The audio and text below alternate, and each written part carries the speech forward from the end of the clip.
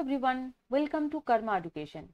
आज हम लोग ब्लूम्स टैक्सोनॉमी का जो साइकोमोटर डोमेन है उसके बारे में थोड़ा डिस्कस करेंगे।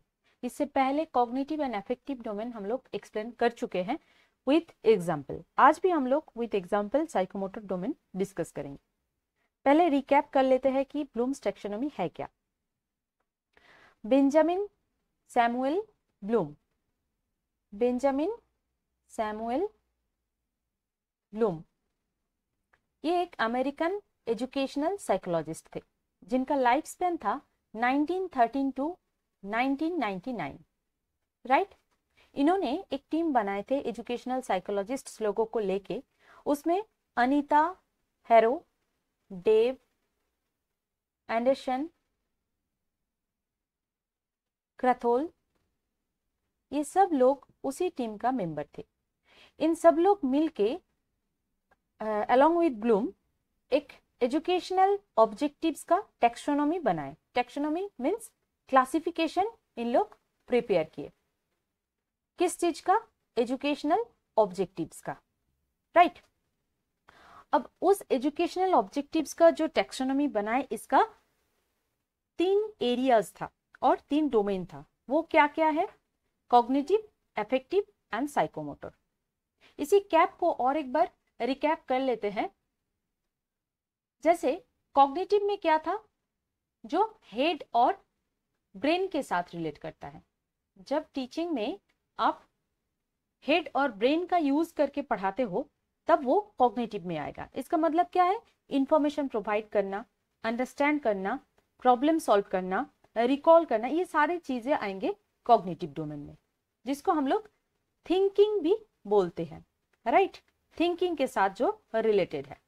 इसका 6 कैटेगरीज है जो 1956 में ब्लूम ने दिए थे और 2001 में इसी का रिवाइज्ड जो वर्जन था वो आया था एंडरसन और क्रथोल के द्वारा। उसके बाद है अफेक्टिव डोमेन जो हार्ट के साथ रिलेट करता है। हार्ट यानी कि इमोशन, इमोशन, और इसको हम लोग फीलिंग भी बोल सकते हैं। वो thinking, cognitive domain thinking, affective domain जो है ये फीलिंग बोलते हैं इसको हम लोग। क्यों? क्योंकि ये जो हम लोगों का मोटिवेशन है, बच्चों को एंथुसियाज करना, फिर कुछ वैल्यूज सिखाना, ये सारे चीजें आएंगे अफेक्टिव डोमेन में। इसका 5 कैटेगरीज है, राइट। फिर आते हैं साइकोमोटर डोमेन जो हैंड के साथ रिलेट करते हैं। हैंड यानी कि मोटर स्किल, इसको हम लोग डूइंग भी बोलते हैं, मतलब लर्निंग बाय डूइंग। ये जो कंसेप्ट है ये आता है साइकोमोटर डोमेन में। इसका भी 5 कैटेगरीज है। इस कैटेगरीज को हम लोग डेव का जो है, आरिज डेव का है, अनीता हैरो का है, और भी है। तो इनमें से बस डेव का ही आज हम लोग डिस्कस करेंगे। तो इसको हम लोग 3H भी बोलते हैं। 3H मीन्स ये जो हेड, हार्ट और हैंड, इसी को मतलब कैप जो है cognitive, affective and psychomotor domain, इसको हम लोग 3H के नाम से भी रिमेंबर करते हैं, राइट। अब चलिए जो मेन टॉपिक है हमारा वो है साइकोमोटर डोमेन। उसी को आज हम लोग डिस्कस कर लेते हैं विथ एग्जांपल। आर.एच. डेव ने 1975 में ये साइकोमोटर डोमेन का 5 कैटेगरीज प्रोवाइड किए थे। ये साइकोमोटर डोमेन है क्या? जब हम लोग बच्चों को पढ़ाते हैं तब मोटर स्किल या फिर कोऑर्डिनेट करके या फिर फिजिकल मूवमेंट के थ्रू जब हम लोग बच्चों को कुछ सिखाते हैं तब ये साइकोमोटर डोमेन के थ्रू हम लोग पढ़ाते हैं, ये माना जाता है। ये भी कॉग्निटिव एंड अफेक्टिव डोमेन के जैसे ही सिंपल टू कॉम्प्लेक्स में जाता है। जैसे कि first of all imitation, imitate करना। इमिटेट करना मतलब ये सबसे पहला जो स्टेज है इमिटेट करना, मतलब ये सबसे सिंपल है। बच्चा क्या करेगा? जस्ट फॉलो करेगा, कॉपी करेगा, रेप्लिकेट करेगा। मान लीजिए फॉर एग्जाम्पल आज हम लोग एग्जाम्पल के तौर पे कार ड्राइविंग लेते हैं। Car driving, right. अगर बच्चों को आप as a trainer car driving सिखा रहे हो, उसका पहला स्टेप क्या है? इमिटेशन। बच्चा क्या करेगा? आपको देख के वो जस्ट इमिटेट करेगा, आपको फॉलो करेगा। सबसे सिंपलेस्ट स्टेज है ये। उसके बाद आता है मैनिपुलेशन। मैनिपुलेशन ये सेकेंड स्टेज है। यहाँ पे बच्चा रिकॉल करते हैं, रिकॉल करके रिक्रिएट करता है, परफॉर्म करता है, एग्जीक्यूट करता है रिकॉल करके। राइट। बाय मेमोराइजेशन ये जो स्टेज है वो एग्जीक्यूट होता है। फिर आता है प्रिसीशन।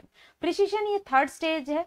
यहाँ पे क्या होता है, बच्चा परफेक्ट बन जाता है उस काम में, उसको विदाउट एनी हेल्प वो उसको डेमोन्स्ट्रेट करना आता है, राइट।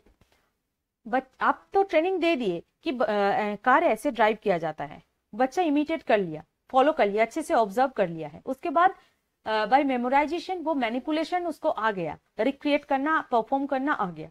फिर आता है प्रिसीशन, वहां पे बच्चा विदाउट एनी हेल्प कार चला लेता है, ओके। फिर आता है आर्टिकुलेशन, उसमें क्या है, ये फोर्थ स्टेज है। यहाँ पे कंबाइन करना आता है।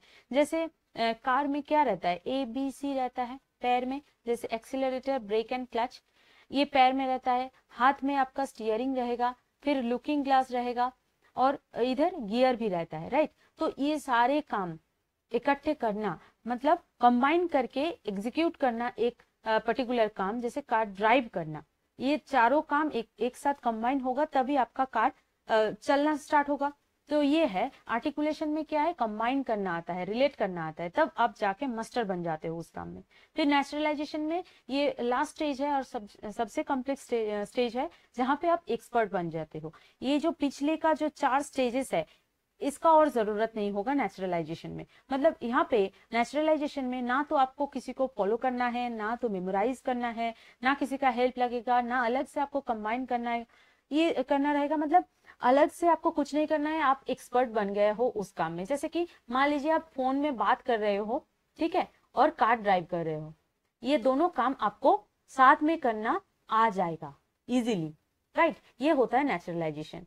तो बहुत ही इजी है। जैसे कि ये स्टार्ट होता है इमिटेशन से, फिर नेचुरलाइजेशन पे खत्म होता है।